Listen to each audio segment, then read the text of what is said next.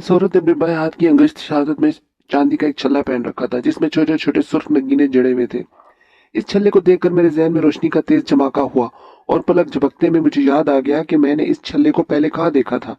इसके साथ ही मकतूला की सैंडल वाला चंबा भी समझ में आ गया। मेरे दिल ने पुकार कर कहा, मैं नूरी की लाश पर खड़ा हूँ। मैंने मजीद तस्दीक की खातिर इसकी आंखों को खोल कर देखा तो रही सही कसर भी पूरी हो गई। इसकी आंखों का रंग बदामी था। गुज़िश्ता रात जब वो मेरे क्वार्टर पर आई थी तो मैंने इसकी सैंडल, आंखें और चांदी का यही छल्ला देखा था। ये छल्ला भी एक इत्तेफाक के तहत मुझे इसके बाएं हाथ में नजर आ गया था, वरना इस अल्लाह की बंदी ने तो खुद को इस तौर पर सरतापा चादर में लपेट रखा था कि इसका एक रुआ भी देखना मुमकिन न था। मैं उठकर खड़ा हो गया। वहां पर जमा होने वाले अफराद की तरफ मुतवज्जह होते हुए मैंने इनसे पूछा, तुम में से कोई शख्स इस औरत को जानता है? सबने नफी में गर्दनें हिलाते हुए लाश की शिनाख्त से इनकार कर दिया। अगर वो लोग नूरी को नहीं जानते थे तो इसका यही मतलब था नूरी का ताल्लुक अहमदनगर जनूबी से नहीं था। इस सूरत हाल ने मेरे जहन को बुरी तरह उलझा दिया। नूरी गुज़िश्ता रात अपनी मजलूमियत की दुख भरी दास्तान सुनाने मेरे पास आई थी और उसने खुद को कांस्टेबल मुस्तफा की बीवी जाहिर किया था, जबकि मुस्तफा बेचारे की अभी शादी भी नहीं हुई थी। मैंने अभी तक मुस्तफा को नूरी की स्टोरी के बारे में कुछ नहीं बताया था, लेकिन अब बताने का वक्त आ गया था। मुस्तफा से बात करने से पहले मैंने एक इंतहाई जरूरी काम की तरफ तवज्जो दी। वहां मौजूद लोगों की जानिब देखते हुए मैंने तहकमाना अंदाज में पूछा, तुम सब लोग जनूबी के रहने वाले हो या तुम में से कोई बंदा शुमाली से भी ताल्लुक रखता है?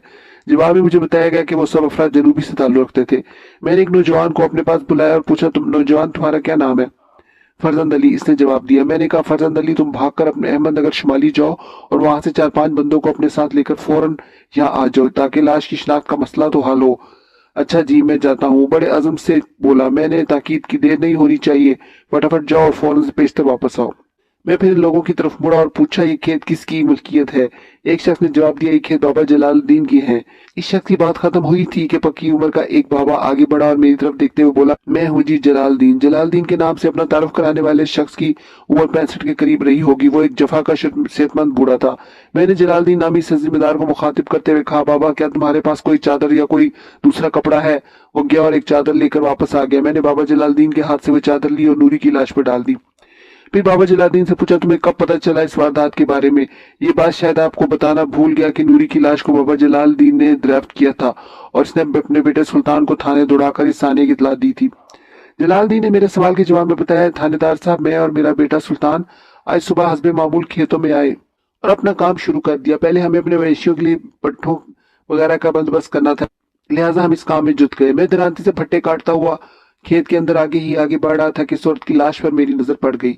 इसने इशारे से नूरी की लाश के बारे में बताया और एक झुरझुरी लेते हुए अपनी बात को आगे बढ़ाया। मैंने इसी वक्त काम को रोक दिया और अपने बेटे को आवाज देकर अब इधर आने को कहा। लाश देखकर वो भी मेरी तरह खौफजदा और परेशान हो गया। फिर हमने आसपास के खेतों में काम करने वालों को अपने पास बुला लिया।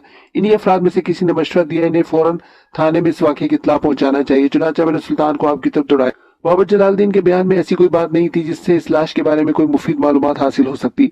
मैंने फौरन मौजूदा अफराद से फर्दन फर्दन कुरेद कुरेद कर मकतूला के बारे में मुख्तलिफ जावियों से सवाल किए, लेकिन ऐसा कोई नुक्ता सामने न आया जिससे मकतूला की शिनाख्त हो जाती या इसकी कत्ल का मुहर्रक जानने में कोई मदद मिल सकती।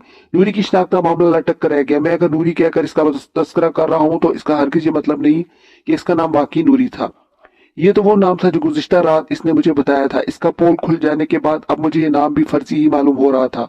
मैंने कांस्टेबल मुस्तफा को एक तरफ बुलाया और दूसरे लोगों से थोड़े फासले पर खड़े होकर हम धीमे लहजे में बातें करने लगे। मैंने मुस्तफा से इस्तफसार किया, क्या तुम मकतूला को नहीं जानते? मलिक साहब, अगर मुझे इस बदनसीब औरत के बारे में एक लफ्ज भी पता होता तो मैं खामोश न रहता। कांस्टेबल ने गहरी संजीदगी से कहा, मैंने जिंदगी में पहली मर्तबा इसे देखा है। इसका नाम गालबन नूरी है। मैंने ठहरे हुए लहजे में कहा। मुस्तफा ने चौंक कर मेरी तरफ देखा, फिर उलझन ज़दा अंदाज में बोला, नूरी, ये नाम तो आपने पहले भी मेरे सामने लिया था। हाँ, मुझे याद आ गया। आपने पूछा था क्या नूरी मेरी बीवी नहीं? इसकी आंखों में नजर आने वाली उलझन में कई गुना इजाफा हो गया। वो हैरत भरे लहजे में बोला, मलिक साहब, ये नूरी का क्या चक्कर है? चक्कर तुम्हारे सामने है। मैंने नूरी की लाश की जानिब इशारा करते हुए कहा। वो दोनों हाथों से अपना सर थामते हुए बोला, मलिक साहब, खुदा के वास्ते मुझे आसान अल्फाज में समझाएं वरना मेरा दिमाग फट जाएगा। मैंने ठहरे हुए लहजे में कहा, मुस्तफा, इस औरत ने मुझे अपना नाम नूरी बताया था और गुज़िश्ता रात ये तुम्हारी शिकायत लेकर मेरे क्वार्टर में आई थी। इसका दावा था कि ये ना सिर्फ तुम्हारी बीवी है बल्कि इसके वतन से तुम्हारे 2 बच्चे भी पैदा हो चुके हैं। इसीलिए आज सुबह मैंने तुमसे इस किस्म के सवालात कर रहा था। वो ताजुब खेज नजर से मेरी तरफ देखते हुए बोला, मेरी समझ में नहीं आ रहा इस औरत ने खुद को मुझसे मंसूब करके इतना बड़ा झूठ क्यों बोला? मैं तो इसे जानता तक नहीं। ये झमेला फिलहाल मेरी समझ से भी बाहर है। मैंने साफ गोई का मुजाहरा करते हुए कांस्टेबल से कहा, मुस्तफा, हम दोनों ने मिलकर इस औरत की राज तक पहुंचना है। क्या मैं तुम पर एतमाद कर सकता हूँ? मेरी आखिरी जुमले में बड़ा अहम और ताकतवर सवाल छुपा हुआ था। मुस्तफा ने चौंक कर मेरी आंखों में देखा और गहरी संजीदगी से बोला, मलिक साहब, मैं जुबानी कलामी आपको अपने काबिल भरोसा होने का यकीन नहीं दिला सकता। आप मुझ पर एतमाद करके कदम उठाएं, मेरा अमल सब कुछ साबित कर देगा। मैंने सताइशी नजर से मुस्तफा को देखा और कहा, मुझे तुमसे किसी ऐसे ही जवाब की तो थी। जुबानी कलामी बढ़ चढ़ कर बोलने वाले और बड़े बड़े दावे करने वाले बाद में खोखले साबित होते हैं। मेरा ख्याल है मैं तुम पर एतबार करके कोई गलती नहीं करूंगा। इस तसल्ली के बाद मैंने कांस्टेबल मुस्तफा को गुज़िश्ता रात अपने क्वार्टर में पेश आने वाले वाक़े के बारे में तफसीलन बता दिया। पूरी बात सुनने के बाद इसने मुतज़ब्ज़ब अंदाज में कहा, यह बात जहन में समा नहीं रही कि इस औरत ने मेरा नाम क्यों इस्तेमाल किया। यकीनन इस अमल के पीछे इसका कोई गहरा मकसद छुपा होगा। हमें अपनी कोशिश से इस मकसद तक पहुंचना है मुस्तफा, मैंने सोच में डूबे हुए लहजे में कहा, और ये भी मालूम करना है इसका कातिल कौन है।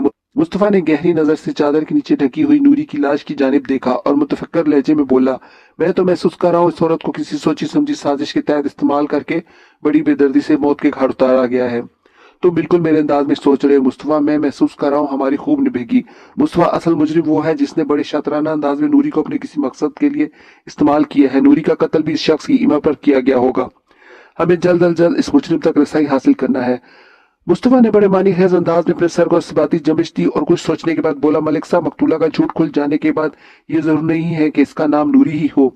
तुम ठीक कहते हो मुस्तफा, ये कतई जरूरी नहीं है, और जब तक मकतूला की मुकम्मल शिनाख्त नहीं हो जाती हम आपस में गुफ्तगू के दौरान इसे नूरी ही समझ कर बात करेंगे, लेकिन कागजी कार्रवाई में हर जगह इसका नाम नामालूम दर्ज होगा। मुस्तफा ने कहा, बिल्कुल दुरुस्त। मैंने इस बात में सर हिलाया। इसने ऐसी नजर से मुझे देखा जैसे अचानक इसे कोई अहम बात याद आ गई हो।